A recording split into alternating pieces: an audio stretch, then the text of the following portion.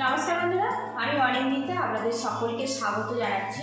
আজকে আমি খুব ঝটপট হাতে মাখা মসুর ডালের রেসিপি আপনাদের সাথে শেয়ার করব। এই রেসিপিটা আপনারা লাঞ্চ কিংবা ডিনারে বানিয়ে ফেলতে পারেন ভাত রুটি দিয়ে খাওয়ার জন্য, খেতে অসাধারণ হয়। আমি কিভাবে বানাচ্ছি পুরো ভিডিওটি দেখার অনুরোধ রইল, আশা রাখছি ভালো লাগবে।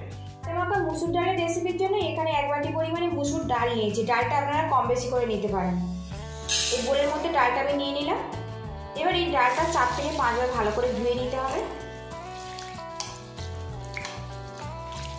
এদিকে ডালটা কিন্তু ভালো করে ধুয়ে নিয়েছি আর এইভাবে 5 মিনিটের জন্য ভিজিয়ে রাখবো, তাহলে খুব ঝটপট কিন্তু ডালটা সিদ্ধ হয়ে যাবে। এদিকে একটা মিডিয়াম সাইজের আলু, একটা মিডিয়াম সাইজের পেঁয়াজ আর একটা মিডিয়াম সাইজের টমেটো নিয়েছি আর 2টো কাঁচা লঙ্কা নিয়েছি। এগুলো আমি কেটে পরিষ্কার করে নেব। মসুর ডালটা আমি কড়াতে মাখাবো, তার জন্য ডালটা আমি নিয়ে নেব। আলুটা ছোট করে কুচিয়ে নিয়েছি, দিয়ে দেব। এর মধ্যে দিয়ে দেবো টমেটো কুচি। পেঁয়াজটা আমি এখন হাফ ব্যবহার করব। এর মধ্যে দিয়ে দেবো 2টো কাঁচা লঙ্কা কাটা, দিয়ে দেবো স্বাদ মতো লবণ, দিয়ে দেবো সামান্য পরিমাণে হলুদের গুঁড়ো, দিয়ে দেবো ঝাল লঙ্কার গুঁড়ো, দিয়ে দেবো জিরের গুঁড়ো। এবার এর মধ্যে দিয়ে দেবো সামান্য পরিমাণে সর্ষের তেল। এবার সবগুলো হাত দিয়ে ভালো করে মাখিয়ে নেব এইভাবে। এই রান্নাটার বিশেষত্ব হচ্ছে বন্ধুরা খুব ঝটপট বানানো হয়ে যায় আর এই রেসিপিটা কিন্তু অনেক বেশি স্বাস্থ্যকর আর অনেক বেশি টেস্টি। এটা ভালো করে মাখিয়ে নিয়েছি। অন্য একটা কড়া বসিয়েছি, এর মধ্যে দিয়ে দেবো সরষের তেল।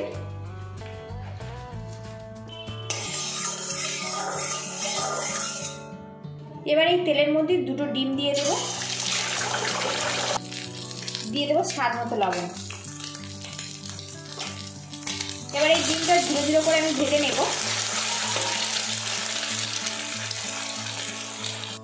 ডিমটা একটু শক্ত হয়ে গেছে তলা থেকে, এবার একটু উল্টে দেব।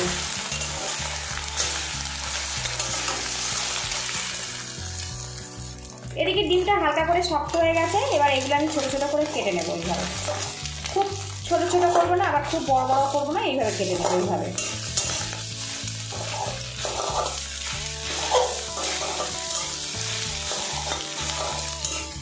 তো দেখুন ডিমটা কিন্তু রেডি হয়ে গেছে। এবার এটা আমি নামিয়ে নেব। আবারও কড়ার মধ্যে আমি সরষের তেল দিয়ে দেব। তেলটা গরম হয়ে গেছে, এর মধ্যে দিয়ে দেবো হাফ চামচ 5 ফোড়ন, দিয়ে দেবো লঙ্কার টুকরো,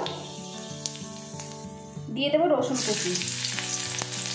এবারে এর মধ্যে যে পেঁয়াজটা রেখেছিলাম সেগুলো দিয়ে দেবো। এগুলো ভাজা ভাজা করে নেব।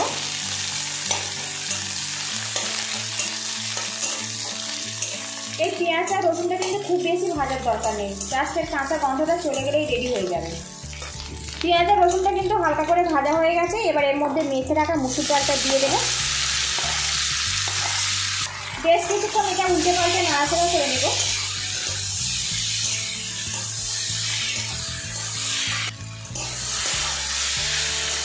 এই মসুর ডালটা যেহেতু এক পাকে রান্না হচ্ছে সেজন্য ডালটা একটু ভালো করে ভেজে নেব, তাহলে কাঁচা গন্ধটা আর লাগবে না। এদিকে ডাল আর আলুটা কিন্তু বেশ কিছুক্ষণ নাড়াচাড়া করে নিয়েছি আর একদম ভাজাটা কিন্তু কমপ্লিট হয়ে গেছে। এবারে এর মধ্যে আমি জল দিয়ে দেবো। এই রেসিপিটা একটু মাখা মাখা হবে, সেই মতো জলটা দিতে হবে। ভালো করে মিক্স করে নেব, নিয়ে ডালটা ফুটিয়ে নেব।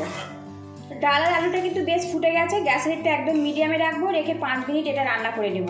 তার মধ্যে কিন্তু ডাল আর আলুটা বেশ ভালো মতো সিদ্ধ হয়ে যাবে। আগে থেকে ডালটা যেহেতু ভিজিয়ে নরম করে নিয়েছি, তাহলে 5 মিনিটের মধ্যে কিন্তু এটা বেশ ভালো মতোই সিদ্ধ হয়ে যাবে।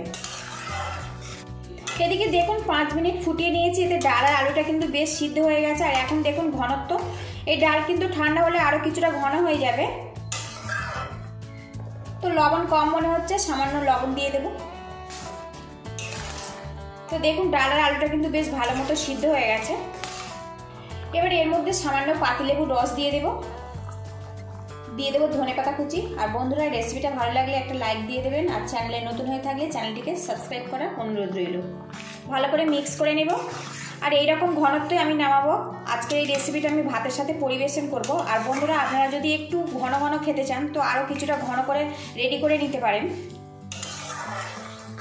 এই ডাল কিন্তু ঠান্ডা হলে আরও কিছুটা ঘন হয়ে যাবে। এবারে এর মধ্যে দিয়ে দেবো ভেজে রাখা ডিম। ডিমটা দিয়ে ভালো করে মিক্স করে নেব। নিয়ে আরও 30 থেকে 40 সেকেন্ড ডালটা ফুটিয়ে আমি গ্যাসের এটা বন্ধ করে দেব। এদিকে হাতে মাখা মুসুর ডালটা কিন্তু পুরোপুরি কমপ্লিট হয়ে গেছে। গ্যাসেরটা আমি বন্ধ করে দিয়েছি, দিয়ে এবার এটা আমি নামিয়ে নেব। বন্ধুরা, হাতে কম সময় থাকলে আপনারা কিন্তু খুব ঝটপট মুসুর ডাল এইভাবে মাখা বানিয়ে নিতে পারেন ভাত, রুটি, পরোটা দিয়ে খাওয়ার জন্য। খেতে কিন্তু অসাধারণ হয়। পুরো ভিডিওটি দেখার জন্য অসংখ্য ধন্যবাদ রইল। ভালো থাকবেন, সুস্থ থাকবেন, দেখা হবে নেক্সট ভিডিওতে।